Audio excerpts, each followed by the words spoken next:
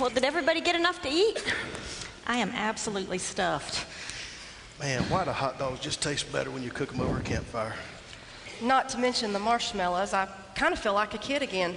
Speaking of kids, let me see if I can find my cell phone. You checked on them earlier, sis. Relax, they're fine. Okay. Now that we're all gathered around, let's talk for just a few minutes. I know y'all have all taken your turn with this thing today. Yeah, what's in there anyways? You know, it's funny the subject of guilt came up earlier. That's why Ray and I always bring this pack along. These represent the burdens that we all carry or shoulder for one reason or another. Satan tries us to convince us that it's our duty, maybe our punishment, to carry these. But God says otherwise.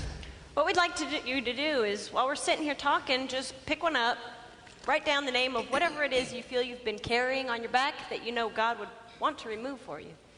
And you can share with the group whatever you want. I'll go ahead and start if that's all right.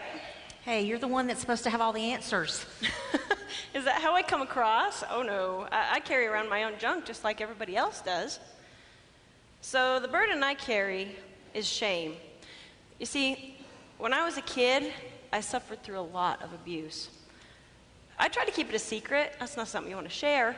I even denied it to myself sometimes, but you know, that just seemed to make it worse. I was so ashamed of who I was and of what had happened to me. Even now, there are still times when that shame tries to climb up on my back, but every day I have to make it a point to lay it down before God and say, I'm not going to let it into my life for one more hour.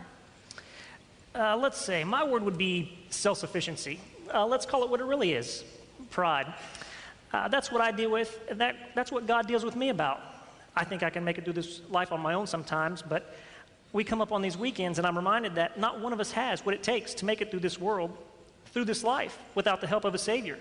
And one more time, I have to confess it to the Lord and ask for His help. I've been trying to figure out what my word would be, and I think I've decided that it would be disappointment. You know, I'm disappointed with my ex-husband.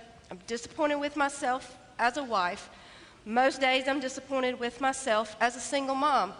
And I'll have to admit, I've been disappointed with God. You know, my husband and I were Christians. We went to church. We had Christian friends, led a Christian lifestyle. We thought we did all the right things. Is that not supposed to keep your marriage from breaking up? I totally trusted in that, and I don't think I can trust that way again.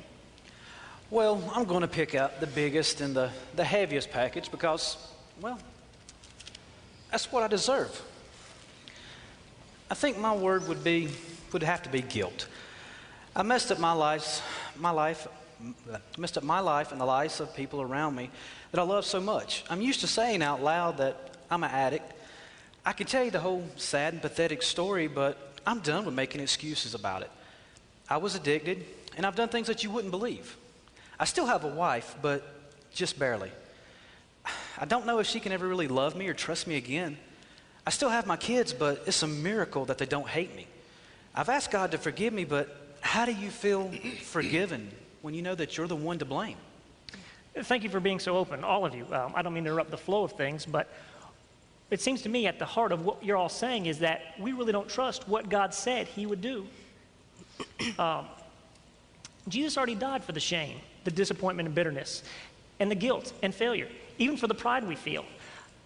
He's between us and the Father saying, the debt's been paid. I just wish we could look up and see Him standing there.